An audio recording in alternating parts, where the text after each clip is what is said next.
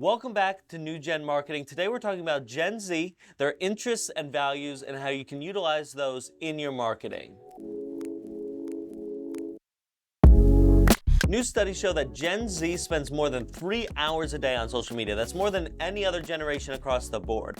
And we're seeing social media platforms adapt to Gen Z. They are creating features that Gen Z specifically wants and needs and prefers to try to keep them on their specific platform. And we also know that 40% of internet users find a brand based on social media.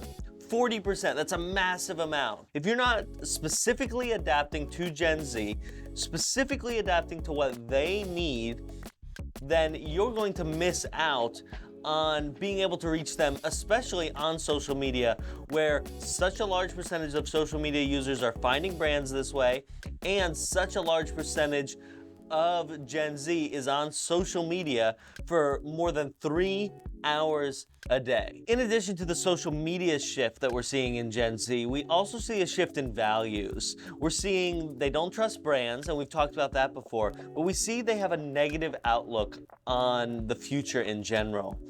Gen Z grew up in an age post 9/11. So 9/11 was either early in their lifetime or before they were even born. And then after that, we've got the housing crash, we've got the pandemic, the Black Lives Matter movement that reflected the 90s, all of these happening in a very short amount of time. And Gen Z is taking this all in a very formative part of their life. So they don't have a very good outlook on what they see the future to actually be. And this is a big deal when we're talking to Gen Z, is we need to be aware this is how they're viewing the world around them. Because if we're not able to reflect that back to them, and we're not able to say, hey, this is how you view the world, this is your problems, here is how our product is a solution, then you're going to be missing out. And your offer just isn't going to be clear, and it isn't going to connect with Gen Z. So in addition to having a negative outlook, they are problem solvers. So they're seeing all this negative in the world around them, and they want to innovate. They want to solve problems. They say, look, our future is uncertain. How can I be a solution to this? And this is a big difference that we see in other generations. The older the generation is, the more cog in a wheel type of a mentality they often have.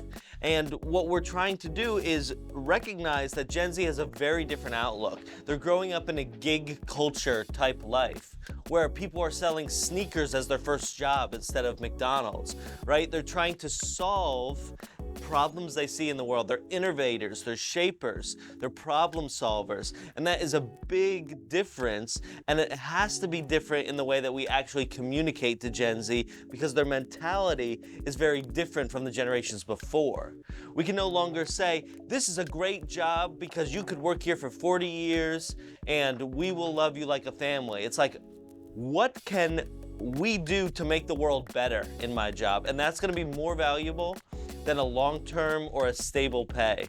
It's how do their values connect to what you're doing? How can they innovate? How can they change the world around them? So each generation is very different. So knowing your market is essential, and when defining which section of Gen Z you're actually attempting to speak to, you have to make sure that you're connecting their values, whether that is connected to social media or their outlook on the future or the way that they view their impact on the world. It's essential that we're looking at their perspective and what things they value, or you're going to be unable to connect to Gen Z. Because if you're not connecting with their values, they are not going to connect with you, your product, or your brand. Until next time, this has been New Gen Marketing.